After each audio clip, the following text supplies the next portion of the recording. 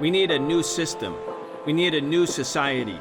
We need to demand that which may have sounded impossible even a few weeks ago, but is not only realizable, but an imperative necessity.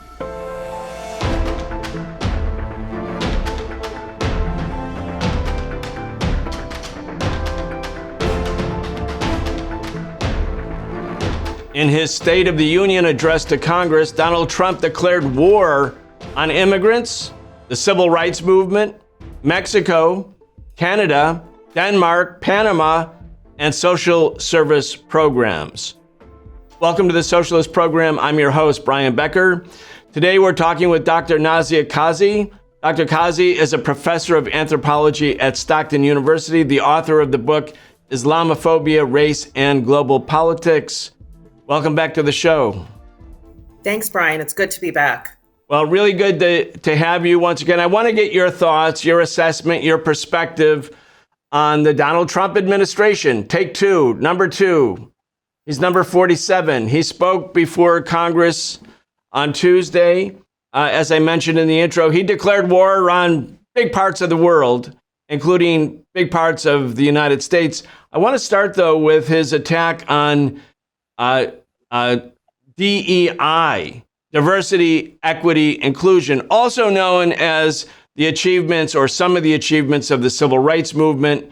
At this point, DEI is so demonized by Trump, you could use the term Black America as a stand-in term for DEI.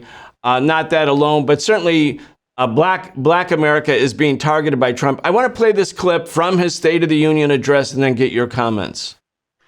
We've ended the tyranny of so-called diversity, equity, and inclusion policies all across the entire federal government and indeed the private sector and our military. And our country will be woke no longer.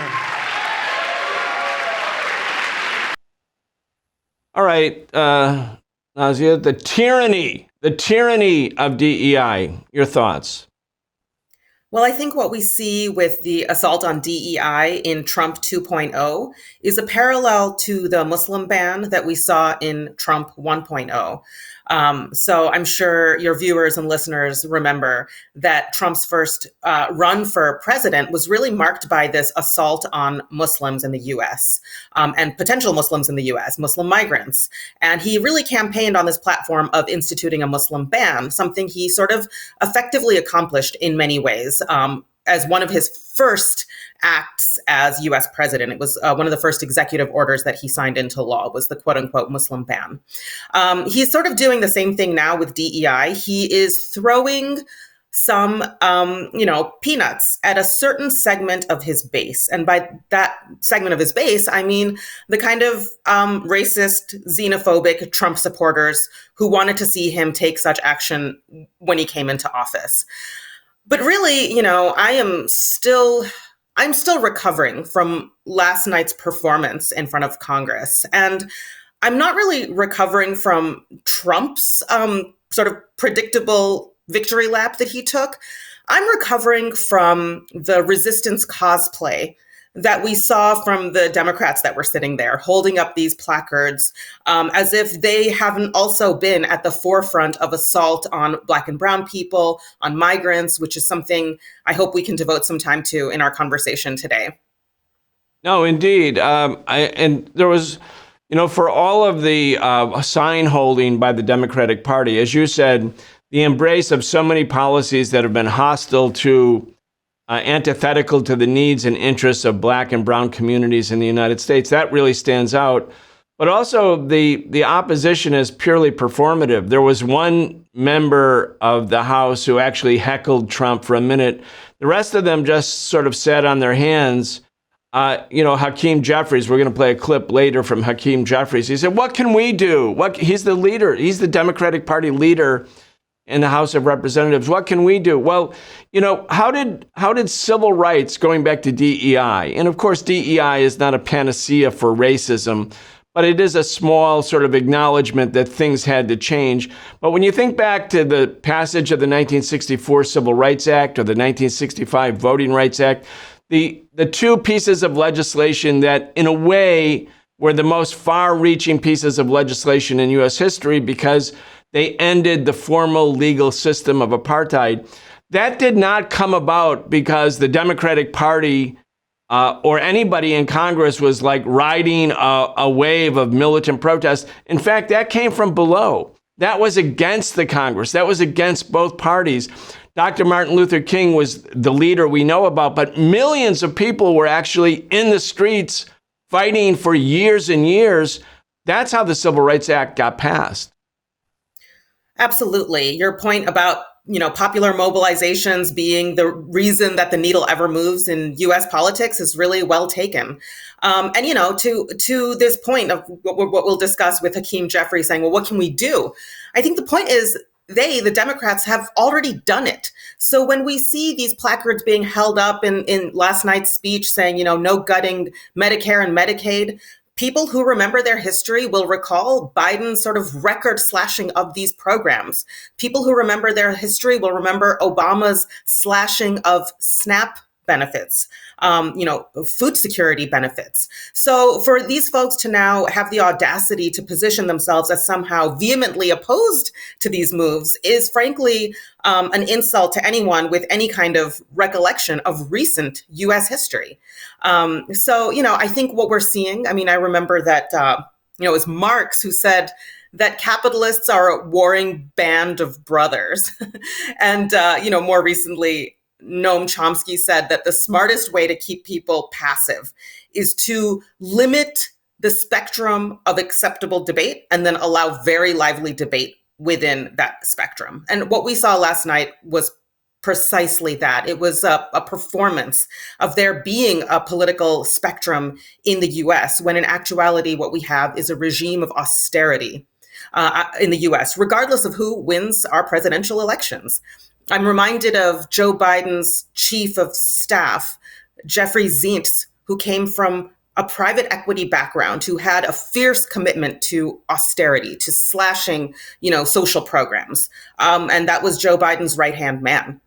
I'm reminded of Kamala Harris, when she was running for president, referring to her brother-in-law, an executive at Uber and a notorious union buster, as her right-hand man, a top advisor to her on the campaign trail. So, the faux outrage that we saw last night in Congress really comes as a slap in the face to any of us who remember these important parts of our very recent history.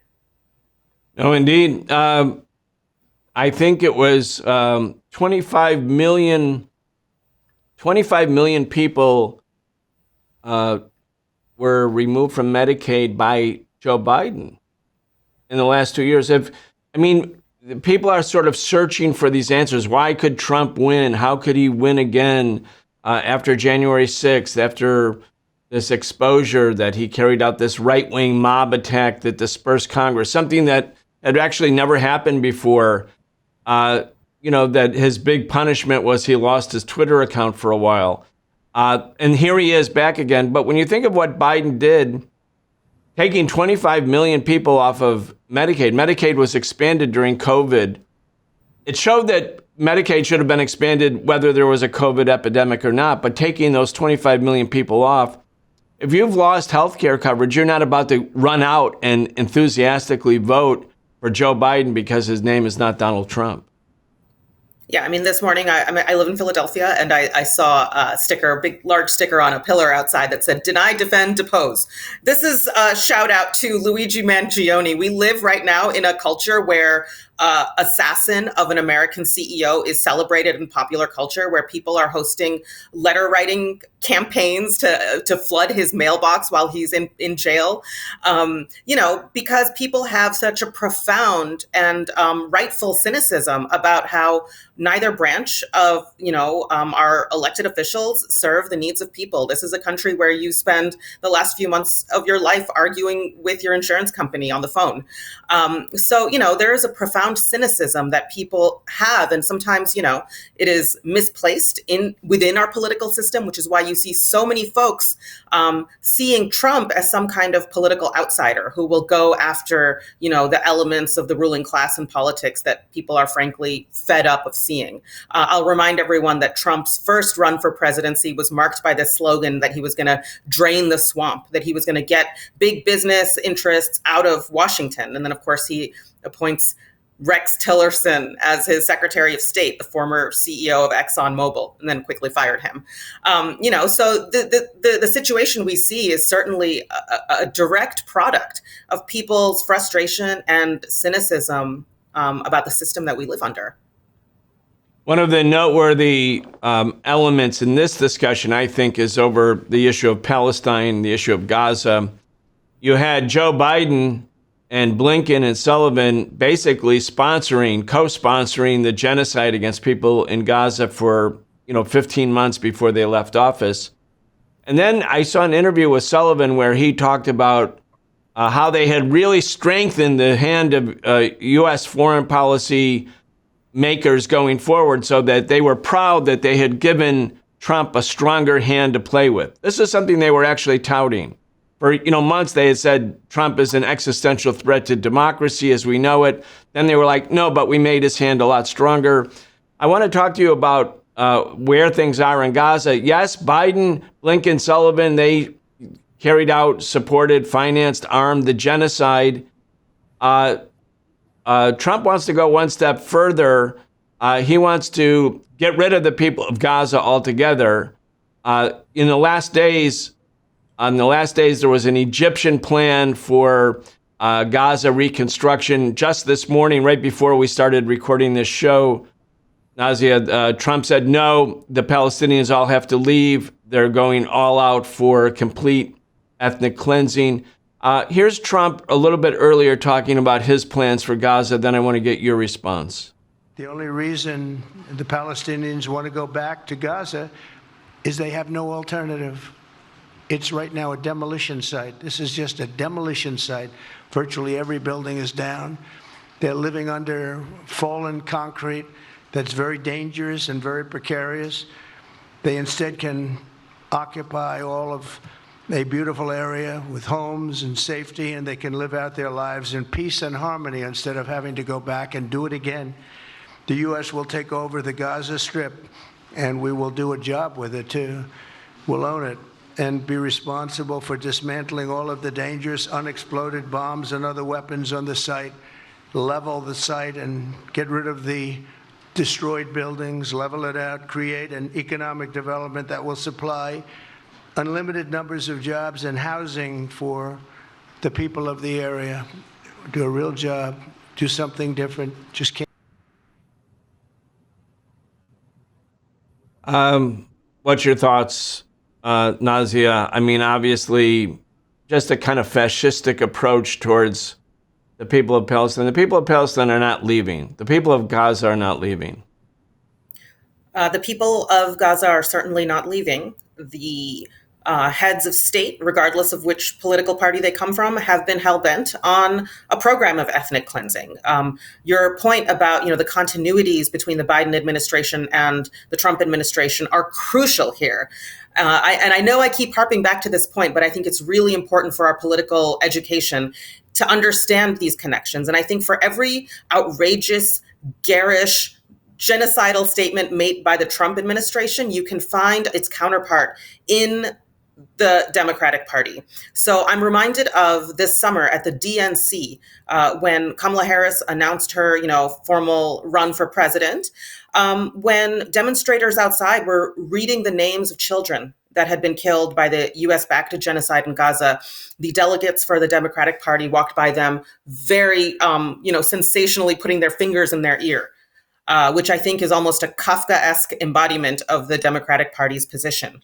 One of Barack Obama's last acts in office was to promise a $38 billion aid package to the state of Israel. Last week, I'm sure many of your viewers and listeners saw Trump post on his Instagram this really bonkers AI clip of, him and Netanyahu in swim trunks poolside at a Trump resort in Gaza. But that was the same day that New York State Governor Kathy Hochul basically went after Hunter College. And the reason she went after Hunter College, which is part of the City University of New York, was because they had advertised a job for from academic hires who study Palestine. And she was demanding that they remove the job posting. Which one is more outrageous? This almost laughable AI segment of, Netanyahu dancing around in Gaza, of Elon Musk throwing dollar bills at children in Gaza, or the Democratic governor of New York preventing a public university from hiring people who specialize in the study of a region of the world. To me, these are, two sides of really the same coin. One of the last press conferences held by the Biden administration, by his Secretary of State, Antony Blinken, saw not one, but two journalists dragged out for daring to ask questions about this situation. One, Sam Husseini, and another, Max Blumenthal. One of them dragged out, as he put it, like a potted plant, his hands and legs grabbed, and while he's simply trying to ask a question that the administration has refused to answer. So lest we think we are living in some kind of implosive, exceptional times, and in many ways we are, we don't do ourselves any favors by looking away from the roots, from the continuities of the circumstances that we find ourselves in. Mm-hmm. Yeah. I mean, my own assessment of the situation with the Trump administration and what they're doing is that it represents both continuity and some element of change. And I want to explain what I think the change is. The new Trump administration, unlike the first Trump administration, is basically representing a sector of the U.S. ruling class that is highly ideological, very right-wing. They are the authors, in the case of Russell Vought, or the architect of Project 2025. And they are essentially at war against what they call the administrative state. And they represent a sector of U.S. bourgeois politics that harkens back to the John Birch Society and a semi-fascistic current within the U.S. government that was vying for power up until 1964 with the Goldwater administration. So they are unhappy about the U.S. form of governance. They want the basic state apparatus of repression, but they want to change the sort of parts of the U.S. government that reflect at all, in any way, the expansion of democracy that took place in the United States, not as a consequence of the Democratic Party, not at all, but as a consequence of the civil rights mass movement that existed in the United States and other attendant social movements that were detonated by it. They want to, quote, make America great again by erasing those parts of the capitalist state that sort of expanded democracy at some levels for the middle class, the working class, and especially for poor people. So I do think there is basic continuity, as you're pointing out, but there is also an adjustment because, like any ruling class, it's made up of tendencies and factions. As you said, a warring band of brothers, as Karl Marx depicted it. And these changes within the ruling class, among ruling class elites, actually need to be paid attention to without sort of having the movement tie itself to this faction or that faction. Instead, to do as you're recommending, to be completely independent of both factions of the ruling class. Anyway, those are my thoughts.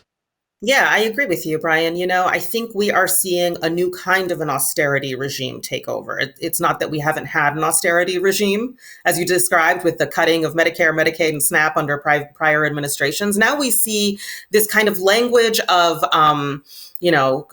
government efficiency, the Doge Bureau. We see this kind of gutting of social programs and, all kinds of federal programs that have, in many cases, long served huge segments of the American population. This is really terrifying. And it's especially terrifying because we aren't armed with institutional tools to resist this. So I'm thinking of last night's speech. Democrats get a chance to respond to the speech that was made. The opposition gets a chance to respond. And last night, the senator who responded from Michigan, she responded by saying that Trump's speech would have made Reagan roll over in his grave. Okay, so here you have it again. The quote unquote opposition can't help but try to out Republican the Republicans. So really, what tools do we have as we see these social programs slashed, as we see a regime of austerity instituted? I mean, frankly, American morale is really low when people hear, that the Department of Education is going to be gutted, which is terrifying. I say as somebody who works in higher education. I also know that people are fed up of spending hours on hold with the Department of Education only to get erroneous information about their, frankly, usurious student loans. They're sick of that. And so there's not a lot of faith in these institutions to begin with, which puts us and puts, working people in the US in a really scary position. Because in many ways, these programs are sort of primed to be gutted and to leave us with very little in the way of a social safety net. So I'm reminded of one of Trump's first declarations this time around, Trump 2.0, was, withdrawing the US from the Paris Climate Accords. Now, any serious climate scientist tells you that the Paris Climate Accords were BS. They were a token gesture toward remedying something that, frankly, needs kind of a revolutionary approach. And so, while it's terrifying that the Trump administration will see even more of an assault on our environmental protections, those protections were so flimsy to begin with. I mean, you have people who lost everything but months ago in Hurricane Helene, and we don't see a whisper of that in the media. People are barely talking about the California wildfires anymore. These climate catastrophes come and go now. It's just been completely normalized. So yes, I'm with you. We are in a really, really scary position. Yeah, and the other part of, I can say, because I'm old enough that I witnessed as I was a child, but I was in America before the passage of the Civil Rights Act, and then during the 60s and the Vietnam War and the Black Liberation Movement. There was a kind of a cultural revolution in the United States such that the movement of white supremacy that existed in the United States, which was a mass movement, it wasn't just like some retrogressive holdouts. I mean, George Wallace ran for president as a third party in 1968. He filled Madison Square Garden. I mean, Madison Square Garden was filled with George Wallace supporters in 1968. So people think of the 60s, they think, the anti-war movement, Woodstock, all of these kind of progressive, left, liberal, radical things. There was also a mass movement of white supremacy. But that movement went into eclipse as a consequence of Black America basically fighting in such a massive way with tens of millions of people and people who were aligned with the Black community. There was a cultural revolution, so people couldn't talk the way they did talk. White people couldn't talk the way they did talk. There was kind of a change in the lingo, in the language, in the atmospherics. But it wasn't unimportant because it also impacts consciousness if racism can be openly expressed.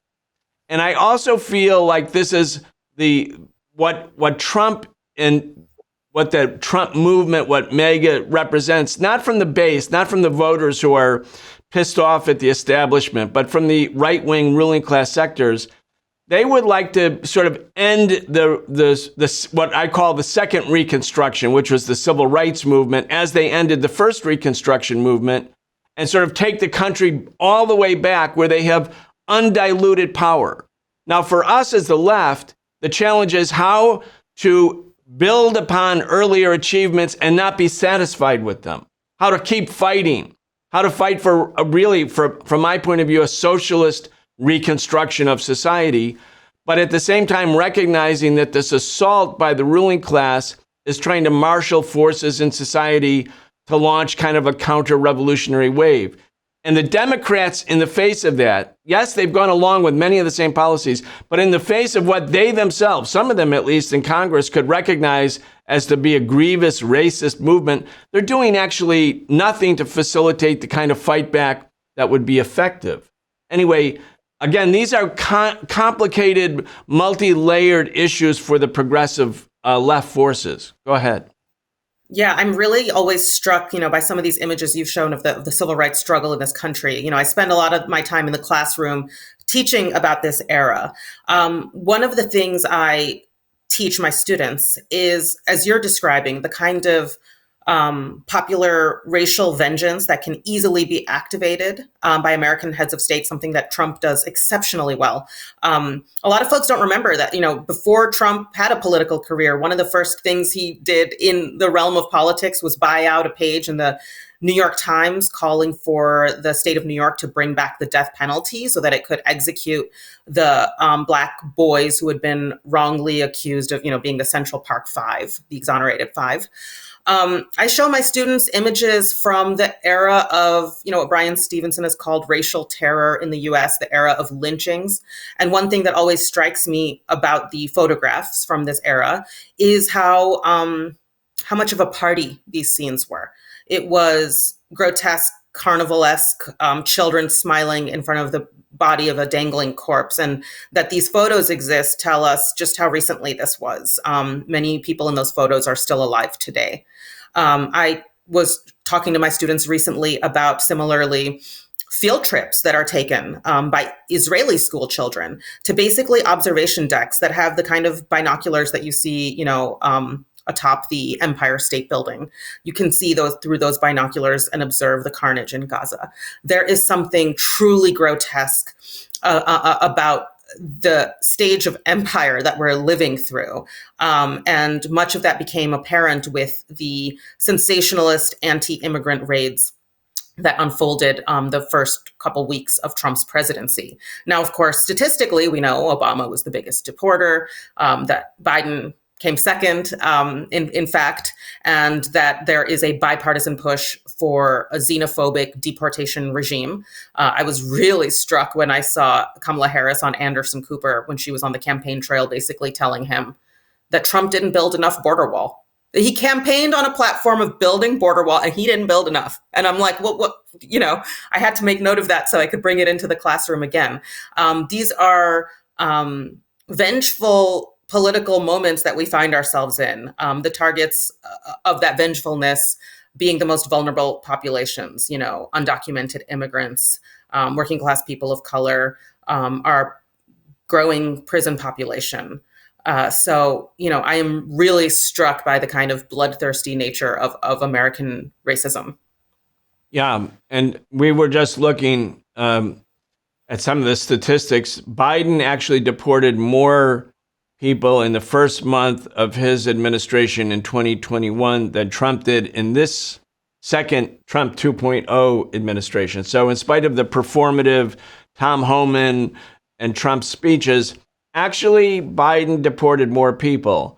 Now the Trump administration is going to basically, because it's actually not succeeding 100%, Nazia, because as Tom Homan pointed out, people have become, quote, educated, meaning organizers in different communities are telling people, don't open your door for ICE. You have rights. Here's what you should do. There's a lot of actual grassroots organizing going on around the country. So they haven't been able to deport the numbers they wanted to. And now what they're doing is, to the extent that the Biden administration created a temporary protective status for people from different countries who had to register in order to be eligible for these programs.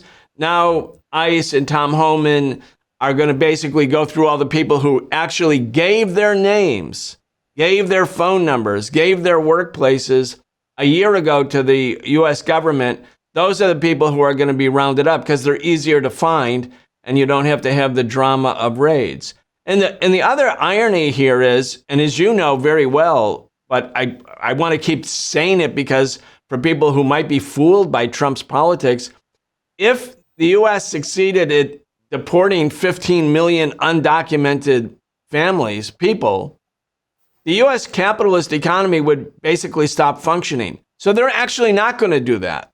They're definitely not going to do that. That's not the goal at all. Anyway, go ahead. Yeah, I mean, there's a video clip everyone should look up of Milton Friedman basically saying, we love immigration. We love undocumented, well, he would say illegal immigration, because it allows the capitalist class to get away with a kind of wage structure that they wouldn't if they weren't relying on that immigrant worker population. And of course, the one thing that never enters the American conversation on migration, because right now we see this conversation where it's, people rightfully organizing to protect migrants in their communities and their workplaces, et cetera. But the one thing that never enters the mainstream conversation on migration is U.S. foreign policy and its relationship to migration. So I'm reminded of a few years ago when the U.S. decided that climate change would be labeled a national security threat. What does that mean? Well, that means deploying a lot more militarized troops to the border to make sure people don't flee their countries coming to the US, escaping droughts, escaping famine, escaping wildfires, escaping things that are caused by climate change that is primarily connected to the patterns of consumption and militarism that are rooted in places like the US. That doesn't enter the conversation on migration. U.S. regime change operations, hundreds of them around the world that destabilize countries and lead people to becoming refugees. That doesn't enter the mainstream conversation on migration. And instead, we end up with a very kind of shallow and partial conversation about how to handle the quote unquote crisis at the border without any attention to what that crisis actually is. Yeah, so let's go back to the earlier theme. And again, there's not just one straight through theme here. This is like all political and social reality. It's complex. So we need people to take the time to think about it, to really think about it, talk about it with your friends or people you're working with within progressive politics about how this all works together. Does Trump represent change? Yes. Does Trump represent continuity? Yes, again. And both things are true. Think about just the point that you're making on migration and foreign policy. Trump imposed 243 coercive measures on Cuba as soon as he came in 2017. He overturned Obama's temporary, or not temporary, but initial sort of semi-normalization campaign with Cuba. So what did Biden do when he came in 2021? He kept Trump's policy towards Cuba. And Cubans started leaving Cuba, including people who love the Cuban Revolution, people who love Fidel. But if you don't have electricity 20 hours a day, if you can't eat, if you have no prospects economically because your economy has been crushed by imperialism, if you live on an island, and the same is true, Biden maintained the policy on Venezuela too for most of the time. So Venezuelans left. And then they came to the United States, and the right wing demonized Venezuelans and Cubans. And Kamala Harris goes in front of the DNC when she's running and says, yeah, we want to build the wall. We want to, so there is continuity and change. But underneath all of this, there's no departure from the fundamental policies of empire.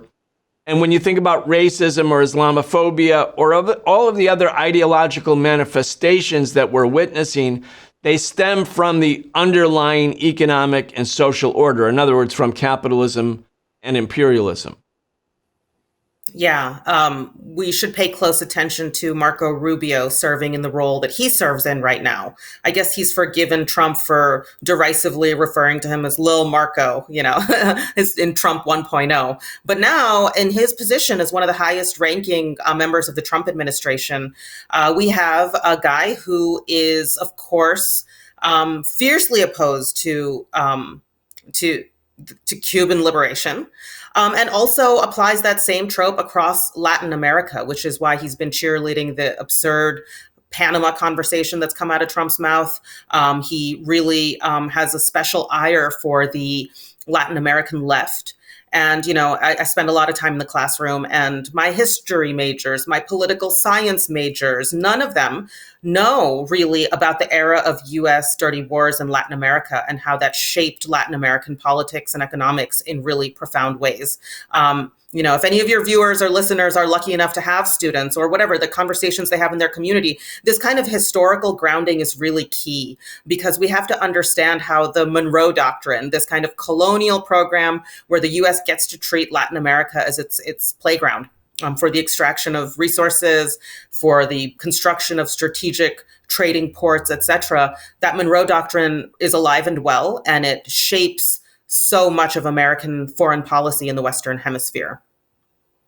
I agree with you. I think that for the progressive left working class movement, anti-capitalist or socialist movement to be effective in the United States, it has to, one, be able to react to the events of the day, but also to be grounded with, an extraordinary sense of understanding about historical processes and system processes. And if you don't have that level of political education, ultimately you can't lead the counterforce necessary to change society in a basic way.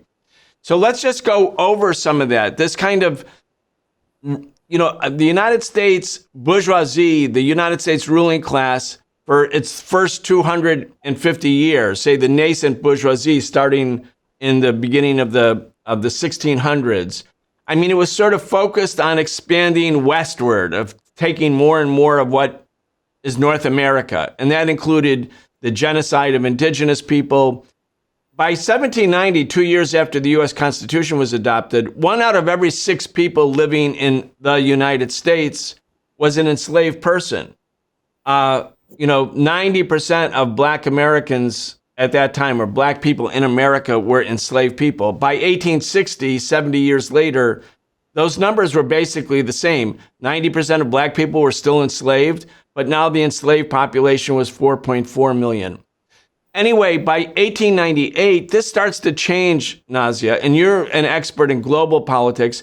The U.S. has its first, quote, pivot to Asia with the war in the Philippines. That includes the conquering of Cuba and Puerto Rico in the Caribbean, and also the building of the Panama Canal. Here we are, 2025, we're sort of back where we started from in many ways. Puerto Rico's a colony, Cuba's under the gun because it had a revolution, Philippines is a semi-colony, and now Trump is talking about they're not going to let anybody interfere with American hegemony over the Panama Canal. So again, the issue of continuity shows itself when one reviews this historical record. Yeah, and it's a historical record that kind of hides in plain sight. You can read, for instance, about one of the U.S.'s first regime change operations, which would be the overthrow of the Hawaiian Kingdom, which was really orchestrated by Dole.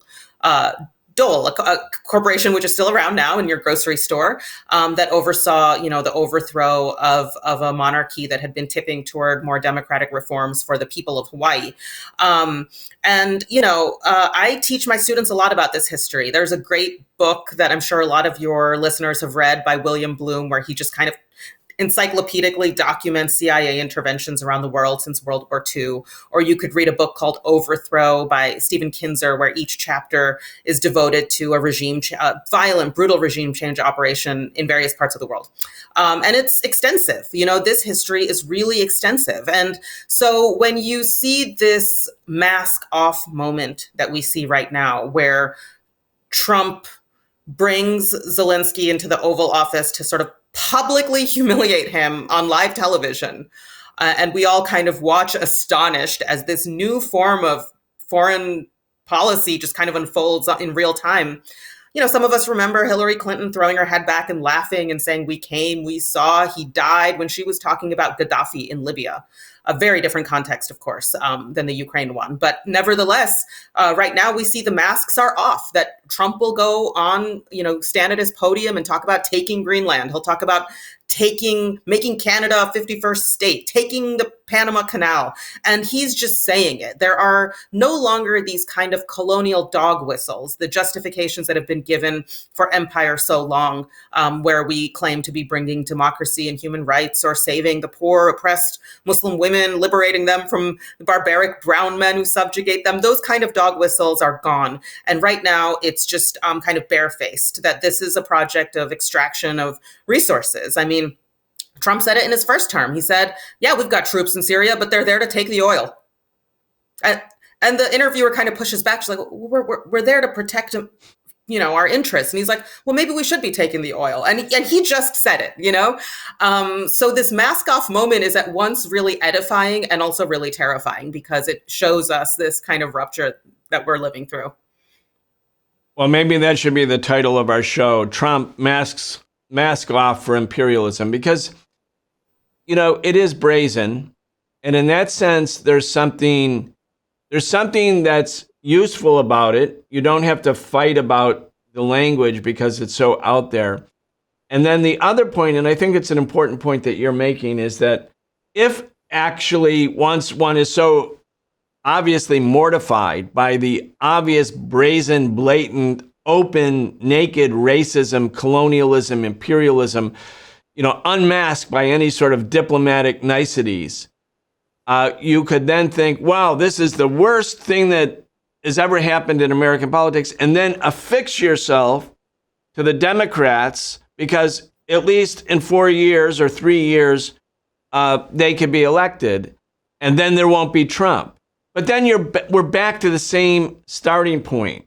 And this is, I think, the whole, the reason we call our show the Socialist Program is that we want to have an objective critique of what's going on without masking the fact that there is a problem which is systemic, which is capitalism, and a solution which is also systemic, which is socialism. In other words, you have to know what you're fighting for, not simply what you're fighting against. And again, I think that this is a moment for political education if radical revolutionary socialist forces use it in the right way. I mean, let's just talk about also one of the themes of your sort of study and your writings, which is how imperialism, going through the different stages and phases of empire, modern imperialism, that it doesn't really have any direct fixation on a people, a religion, a form of government, that all of these different sort of elements in society can be manipulated for and by imperialism for its interests. So the U.S. can be hating Muslims, rounding up Muslims, bombing Muslims, and at the same time relying on right-wing Islamic forces for its own interests, say, in the Middle East. You've written a lot about this. Let's talk a little bit more about how this dynamic also plays out. Yeah, so the popular conversation on Islamophobia kind of assumes that there's this uniform blanket anti-Muslim sentiment, bias against Muslims, and certainly there is. We see evidence of that, particularly in the post 9/11 era, in the early days of Trump 1.0. Just widespread anti-Muslim racism and bias. And of course, much of that stems from anti-Palestinian sentiment in the US that is fomented from the top down. But of course, I think, if we think of Islamophobia as anti-Muslim bigotry and discrimination, we miss a really key part of the picture, which you're describing here, which is how we might be better suited to think of Islamophobia as the instrumentalization of the world's Muslim population. So at one time, certain segments of the Muslim world can be key allies in US statecraft, and at other times avowed enemies. And the switch can easily be flipped in any direction. I think if you want to study the presidency of Jimmy Carter, that becomes the most clear. He had a national security advisor, Brzezinski, who, made a project of sponsoring and funding right-wing elements in the Muslim world, many of them from Afghanistan or around the Muslim world, sent to fight in Afghanistan against the Soviet Union. And religious ideology was key in the toolbox of American statecraft at the time. So much so that USAID, the department that the Trump administration has just gutted, was in charge of circulating and printing quote unquote jihadi school books to Afghan school children that would foment anti-communist sentiment in them using Islam. This was a time when, Dan Rather dressed up as like a Afghan mujahideen to do like a broadcast program or whatever. So where was the Islamophobia then? It was there, but it took a different form, which was sort of instrumentalizing the world's Muslims in ways that served American statecraft. Yeah, and if we move the clock forward, so Afghan has a socialist revolution in 1978. aligned with the Soviet Union diplomatically, and Afghanistan and the Soviet Union shared a big border. So the U.S. goes to war against the socialist government, and it becomes the champion of Muslims, including Osama bin Laden. Then that's 1978, 79, 1980, all the way into the 1980s. When the Soviet Union falls, and the last remaining socialist government in Eastern Europe was Yugoslavia, which was a multinational part, the Serbs, Orthodox Christians, the Kosovars, and the people in Bosnia, Sarajevo, mainly Muslims. In other words, multi-ethnic, multi-religious socialist government, and the U.S. wanted to tear it apart. They actually did. They went to war against Yugoslavia twice. And in both instances, in 1995 for Sarajevo, for Bosnia, and in 1999 when Kosovo was the noble cause for dropping 28,000 bombs and missiles on Yugoslavia, also Muslims. So you can see how the U.S. protects or pretends to protect Muslims and minority peoples when it suits its interests, when it needs a rationale for war. I mean, it's really basically that simple. It is that simple. You could tell the same story about Indonesia in the 1960s, where the U.S. partnered with forces including religious elements, and Indonesia is the world's most populous Muslim country. Partnering with religious elements in Indonesia that would work to topple the Indonesian nationalists who were partnered with the Indonesian left, the communists, who included observant Muslims. So certain elements of Muslim Indonesia were, instrumentalized, utilized to topple those elements that would prevent what ended up happening, which is basically allowing Indonesia to be turned into a playground for multinational corporations and, Nike sweatshops. So this story can be applied, and it's not unique to Muslims. This is just how, factors like identity, religion, race, etc., can be used in a ruling class project of extraction, of imperialist extraction. And I think some of that falls out of the mainstream conversations about like anti-Muslim bias or anti-Muslim racism, where then you sidestep having this conversation about empire, which is really what is at its core. I want to, as we start to get towards the finish a little bit, Nazia, I want to talk about, again, because you are a historian and a writer, I want to talk about some bigger historical takeaways here. I feel that the struggle between the Trump administration and the so-called administrative state or the Democratic Party is representative of something we see frequently in history, where when systems are in the process of decay, there is inter-elite conflict. It's not really from the masses with the elites at first. At first, it's within the ruling classes.